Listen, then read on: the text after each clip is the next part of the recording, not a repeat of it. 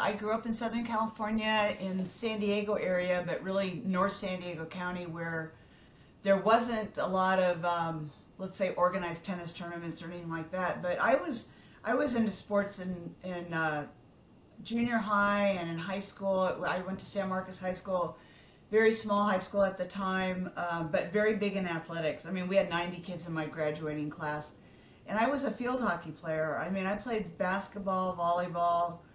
Um, we didn't have soccer, but primarily tennis when my dad got me involved at about 13.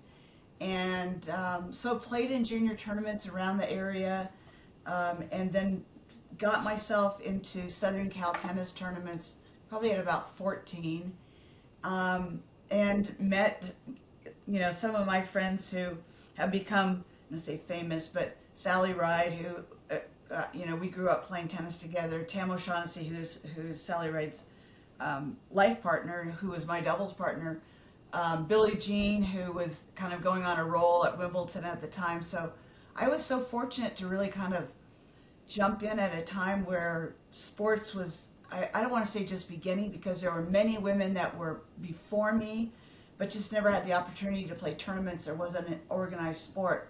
So my background is primarily in, athletics my whole life. I played field hockey in the off season. I was pretty good at field hockey, so I played at San Diego State on their team. I played tournaments after that where I was involved with hockey. But tennis was the main thing. So after junior tennis, and I played kind of on the circuit, which was the early circuit. People ask about money. This is the day of wooden rackets changing to aluminum, changing to steel. And then, if you were paid anything, if you made any money, we got better. We were top juniors. I mean, I think I was finalist in the national doubles twice. We were top 5 in women's doubles in the U.S. and all of those tournaments. So we played in the early, what would be like the U.S. Open, but it was at Forest Hills. So, I mean, my life was sort of all of that. And then my family, I mean, you don't want to hear the whole thing. We moved to Australia when I was 19. We immigrated to Perth, West Australia. And that was a huge change because I was in the middle of college, still playing tennis, trying to go to university, and then that all changed when I moved to Australia. So probably stop there because you take my life forever, but I'm like 70s now, so we'll just go there. So my primary basis for sport was really with my father starting me in tennis when I was 13 or 14, and got all my sisters into it. I think for me, at a young age, was like I loved playing doubles. I mean, I was always in team sports, so hockey, it's like, where you have 11 on a team or something.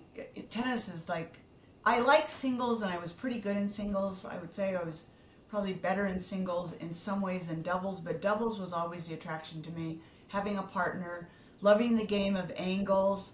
I learned to play doubles from my dad. My dad built a tennis court out in we lived in San Marcos, kind of out in the Tules, out in the boondocks. He built a court. First it was kind of gravelly, and then he put cement up. And he brought over all of his friends, the dentist, the sheriff, everybody. And on Wednesday afternoons after school, I played doubles every afternoon with the guys. And so they were all chip charge, I mean, these are all guys with, neat ace bandages around every joint, they were all smoking and drinking in between. And I just grew up with playing with the good old guys and learned a lot about doubles and tennis through them. And I really loved it. I mean, I just really loved that part of it. I loved the social part. On weekends with a court at the house, my parents were very social. We had all kinds of people at the house. And it was tennis or kids in the backyard playing whatever. And I was always on the tennis court. And I was the oldest of 4 daughters. So all of my sisters learned tennis. And my dad was kind of the person that really got us going into it. So my love of the game was really, I think, learning it through the guys, and being with them. We lived where nobody really gathered because it was far. You had to drive. Any place you had to drive was like 45 minutes away to get I mean, closest store was like a half an hour away. So we had the tennis court there. We brought everybody in and stayed there for like the weekends. Or then later on the clubs, like in Oceanside or didn't drive to San Diego until there was a tournament. So my love of the game really started with doubles, truthfully. So, I mean, I was a good student. I was valedictorian of my class, which didn't mean that much then, but that it was important. But there were no scholarships for women then. I was, as I said, I was a top five in Southern Cal in singles and top probably in doubles. But you weren't recruited because there was no place to recruit you. So how did I end up at San Diego State? I was actually going to go to Pomona, which I ended up coaching at Pomona Pitzer. I got into Pomona, I got into Stanford, but tennis wasn't big at Stanford. You know, people laugh about that, but it was a club, you know, it's kind of a club sport. So I was looking at where did they play tennis. Well, it was all like what we would now call the Division III schools, small college, really. I mean, they did have programs at other schools, but really the ones that were good were the small college, like Trinity in Texas. ASU was good. Pittman, Miss Pittman, Dr. Pittman was sort of recruiting us. We moved to Australia, as I said, and so I was deciding, am I going to go to school or am I going to play tennis? Because you could just do one or the other. So I decided to come back after 2 years. I was playing tournaments in Australia, and my mom and dad said, why don't you go back and live with your grandparents in San Diego? San Diego State cost $80 a semester to go to school then. Um, and so that's how I went back to San Diego State. My grandparents lived there. I could go there. I could live at my grandparents' home, and and it was about dollars and cents, a lot of it, because at the time, I know this sounds really weird because now it costs 70 grand or plus to go to Pomona, but Pomona was $5,000 to go then, and that was like a lot of money. So I just thought, there's no way I'm going to get in debt. And about the time I was finishing college, scholarships or people were talking about, what are we going to do with women, that kind of thing. But that's how I ended up at San Diego State. Athletics early on when I was traveling, and I started traveling at about 15. And this is not without an entourage. I mean, you're staying in people's homes. You're lucky to get like a meal here and there. It taught me a lot about trust with people and who are my friends. And I think one of the things I learned, and I took this into coaching, was that whether you win or you lose, people that are your true friends are going to be with you on your side. Doesn't matter the outcome of your matches. And for me, that was an important thing because you had a lot of people that were just always like, I call them good time Charlies. They were around you when you were doing well, and when you lost, you didn't see them. And so I always thought that if I ever became a coach, and I was going to be a dietitian, I was going to go into medicine, I never even thought about coaching. But when I became a coach, I thought about that. I always wanted to treat people equally and fairly and kindly on my team. Didn't matter what number they were. That's why I probably never did challenge matches and all that stuff. So really the whole input of my college athletics, field hockey included, and basketball, all those coaches, Dr. Pittman, all of those people taught me about the kind of person that I wanted to be as I grew up, which was, I hope, fair, kind, knowledgeable, but really more about treating everybody equally and fairly. And that's, I think, the biggest thing I learned about being on teams, because coaches can be really cruel to you or really kind to you because they're human beings, and I just wanted to take that out of, hopefully I wasn't going to be that way.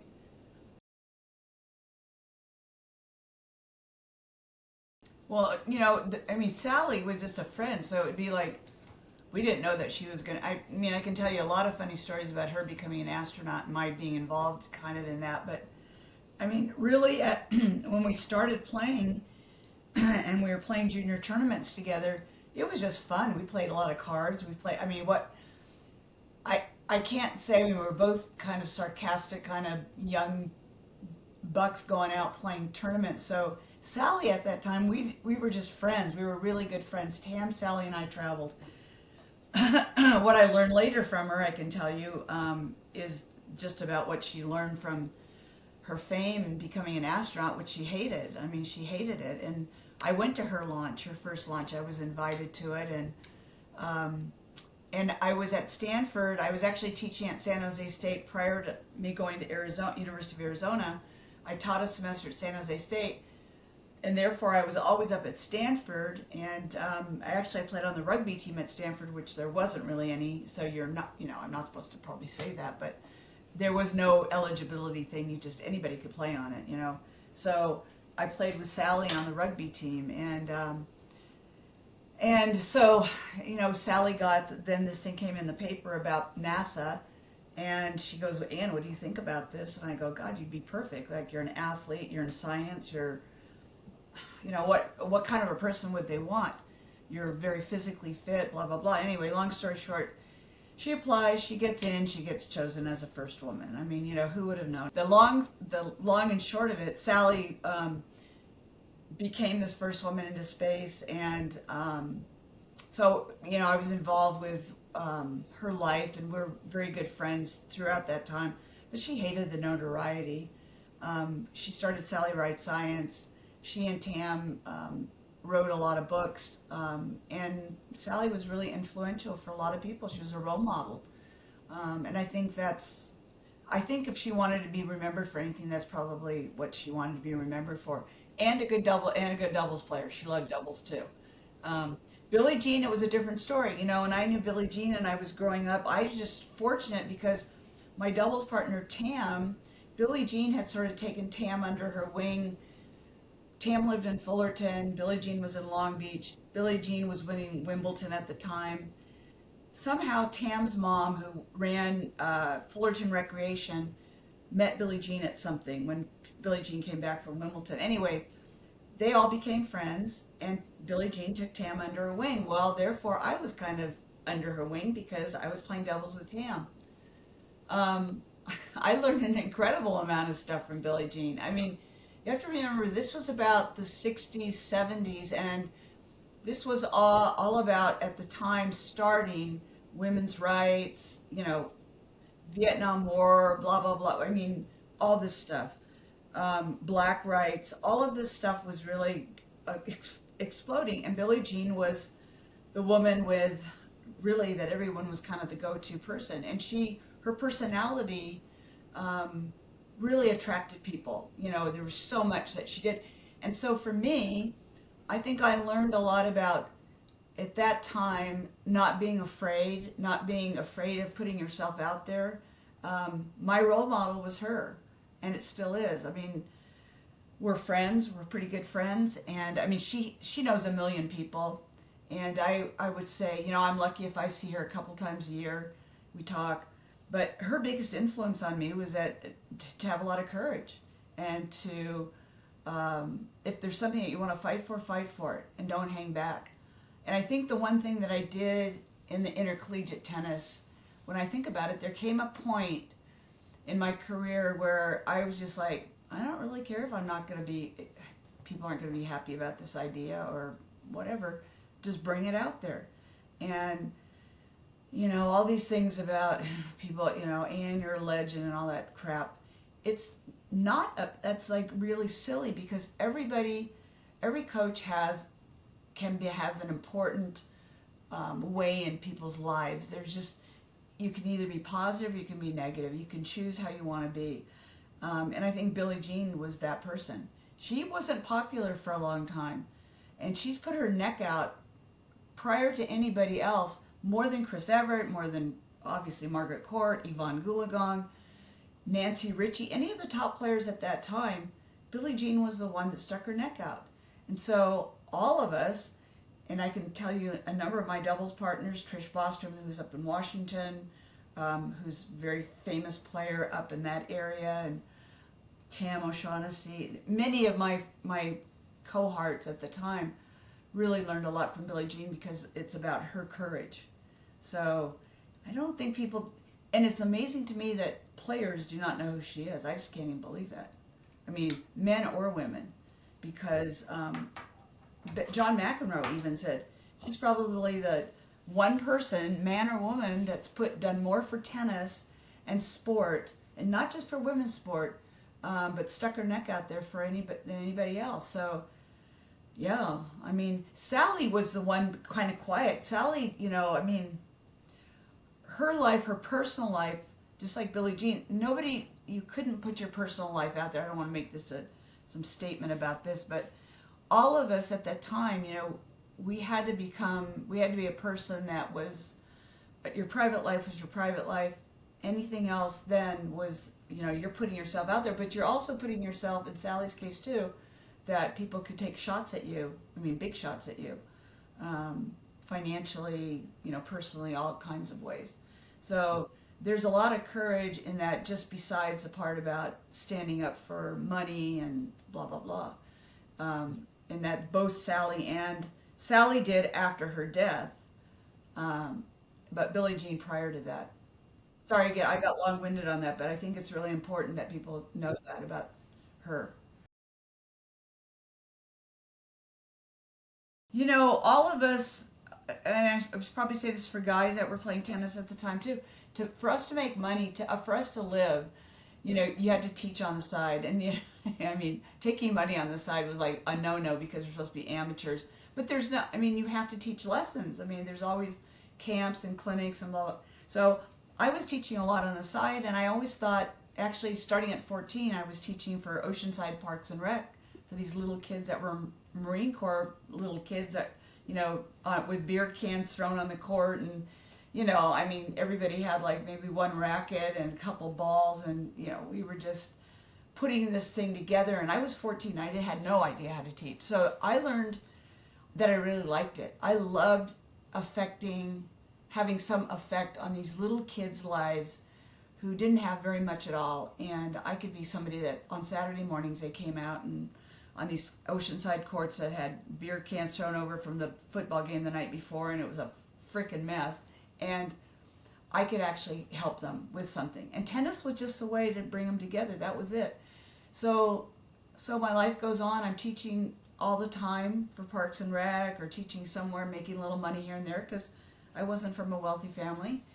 And then in college and prior to that, I would always be teaching. And so I went through school. Sports was not the thing that people were supposed to have. Women were not supposed to have a career in athletics. And I didn't want to disappoint my parents. I'm valedictorian, and like I should be going into something, coaching. God, nobody even coached. No women coached. So I think what got me into it primarily was that I liked it. I worked in a hospital, 3 hospitals at San Diego State for my dietetic. I finished my degree in dietetics. I was going for my master's in exercise physiology. Prior to that, I worked in 3 hospitals. And I'm thinking, Ann, there's no way. You like being outside. You like being active. I was into physical fitness. I did my master's in exercise physiology at State, and they had a really great program.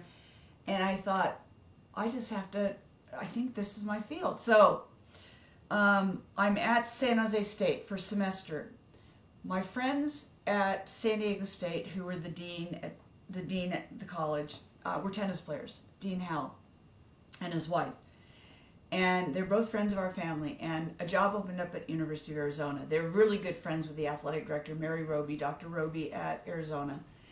And she was looking for a coach, and they were hiring the first Title IX, they called it Title IX coaches. So anybody more than, you had a year contract, but you still had a chance to be a coach more than 3 years. Prior to that, no coach could stay more than 3 years at University of Arizona. Whether they won a national championship or not, they were out. It was stupid. I don't even know why they had that thing. So they hired a whole bunch of us, a lot of us who were ex-athletes actually, or I was still actually playing. I was playing Virginia Slims. And I got the job at Arizona just by one interview. And Dr. Roby said, if Dr. Howell thinks you're great, you're going to be my tennis coach. And that's how I ended up at Arizona.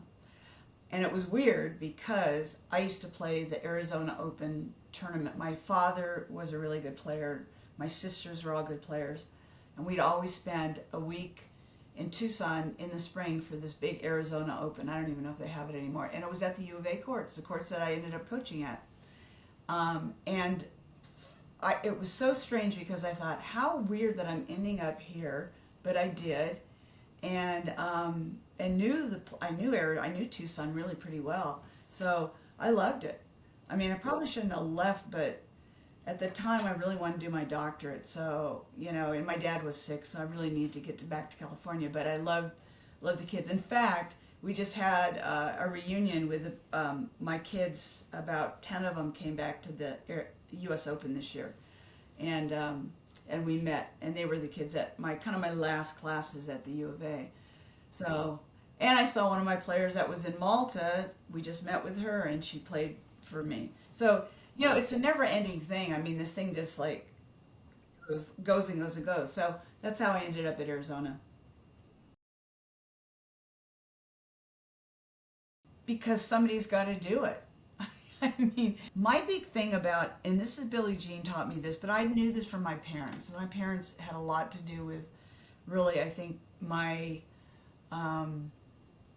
truths, I think the things that are really important in life to me was the thing about fairness, is that I'm not doing this for my kids on my team. I'm not doing this for my program. I'm not doing this for U of A. I'm not doing this for Pomona. I'm doing this for the betterment of college tennis. So it sounds like, oh God, Ann, some bogus thing, but it's true. It really was important to me, because if you think about your legacy, and now, I'm at that age where, you have aches and pains and you can't do what you want to do, and, my career in coaching is done, is that if I wasn't fair and I wasn't considered, and people, of course, didn't like all the things that I did, and I'm not saying that they should have, but to me, the biggest thing is that you have to serve, and if you don't serve on those committees, forget it, because you're just doing your team, the coaching. So I'm not saying it's simple, but that's in your own little circle. That's in your own thing that you have to do anyway. So you should be on college committees. You should be involved, hopefully, with teaching or coaching. You should be involved in your region. You should be involved on a national scene. And, whether it goes beyond that, fine. People should be writing books if they can, or in some way contributing. They're thankless jobs, but somebody's got to do it. And yeah, so that's why I did it. At Arizona, when I was first, and I was in my 20s, I was like I was only like 3 or 4 years older than the kids. So my biggest thing about bringing tennis to Arizona was that Arizona was noted for having a good program years ago. And then it's kind of, like most programs kind of dropped, and, I wanted to bring it back up again so that the women in the community and the people who love tennis, especially the snowbirds that came out, would have tournaments to go watch the women play. So how I started with it is basically running a 16-team tournament at U of A. Why is it important? Because it brings the community out to see the women play, which we needed women in the 70s, 80s to be playing out, and people loved it. So I started doing them. And then when I got the job at Cal Poly later after my doctorate, then I was running like 10 tournaments a year. I was running ITA regionals. Then ITA was starting the regional stuff, the small college stuff. I did a thing with Billie Jean. We did a world team tennis thing that we brought all the top small college teams, Division 2, 3, NAI, and junior college, to Pomona Pitzer.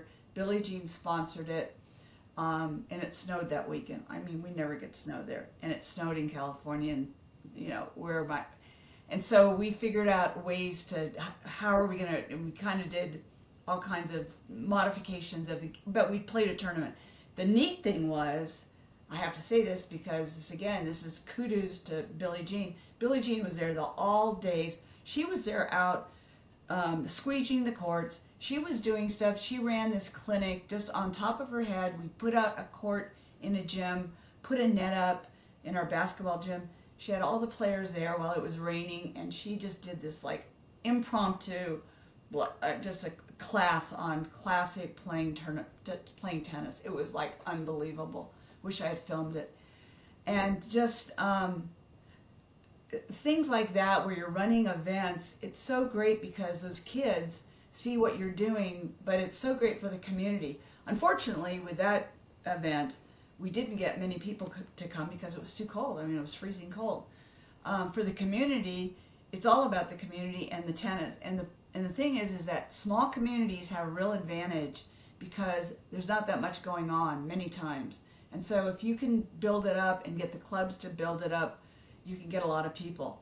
Why is it important? Because we're trying to promote college tennis. And today it's still the same thing. I don't know. At the big places where they have the tennis stadiums in Georgia and, now Michigan, all these places where they have the big stadiums, great, but they still don't have them packed. I mean, they're packed maybe at, big matches, but it's still not the same. Billie Jean always said, and I truly believe this, she said this to me not very long ago, tennis should be in college tennis, it should be football, probably basketball. We don't want soccer, but it's getting there. Maybe baseball now because baseball is popular in some places, and tennis should be in the top 5. Why are we not in the top 5? And, she's always wanted the World Team Tennis format, but I don't think it's not even that important. It's the promotion of the game in the community. I think the biggest thing that I'm proud of is the people that I've helped to develop into I hope good people, and that they have given back. And that's, I see that in the relationships that I keep up with the kids, that I call them kids. They're like, the kids at Arizona are like in their 60s now, so they're not kids. But to see where they are and to see how much influence that Sherry and I had coaching them, or my assistants with my other teams, and or with those kids to me, to help me grow up. I mean, it was all about also me, it was mutual. It was both. Nothing, I always said this, and when I won national championships, I always said it lasts like 1 second. You win it, you're happy, you celebrate for whatever, a day, and then you go on to the next thing because you're defending it. It's all about, and it should be about, the people that you come along in your life and you've been friends with, and you've developed and you've helped develop. You have someone in college when you're a coach for 4 years, mostly 4 years, and that time you become very close to them. You know a lot about them. I mean, I can't tell you how many people I keep in touch with. I have a lot of people, and my coaching friends. You're not doing it for that reason, and I think that with a lot of jobs, then you're in the wrong business, because it's about teaching and coaching, and it's not, the game brings you those people to your environment, your life, but it's not that. It's the exchange that you have with them throughout your life, and that's what I'm most proud of, is that I could give them something and they come back and they go, God, Ann, like, well, I learned that thing from you, or I learned that from my team that I had in business for my job, or whatever, or my family, or whatever. So, yeah, I mean, I went to 3 weddings this summer. I don't even like to go to weddings. I don't like to go to baby showers. And I always tell the kids, I'm not doing that. I'll come. So this year I did. I went to 3 weddings for these last kids that I had. And just to see their faces and to see them get together with everybody else. How fun is that? How bad is that to be on a team for 4 years and you don't make any friends? That is like pathetic. And that's what I think some people do. I want to say some. There are a few people that get into it for the wrong ideas. And then they think that they're controlling their kids, or they're making them do this. You don't make anybody do anything. It's about them believing in what you're doing, and that you're doing it for the right reasons, and that's it. So it just happens to be tennis. It could be, field hockey, or it could be art, or it could be something else. But it just happens to be that. So that's what I'm most proud of. Yeah. People from big colleges or well-known colleges should be listening to the people at small colleges or Division III or NAI, because they have to teach, coach, recruit, not with the big money like these guys have. And believe me, I've coached at Division I, II, III, and JC. I've not coached at NAIA. But the thing, and I've coached men and women, is that there's so much to be learned from these other coaches at small colleges that don't get the notoriety and respect that these other people get simply because they won some big championship somewhere. But they've had a bazillion bucks. Dee Henry was my hero, one of my heroes, and anyway, there are many people like her. The one thing that I just want to say is you can't take words back. And coaches, somebody gave me that information about midway in my career, and the biggest thing I learned from that is you're right. Anything you say, a kid, your player, in your moment of heated battle or being angry or something, you say something that you wish you could take back. And you really have to, as a coach, I think that's the one thing I did learn.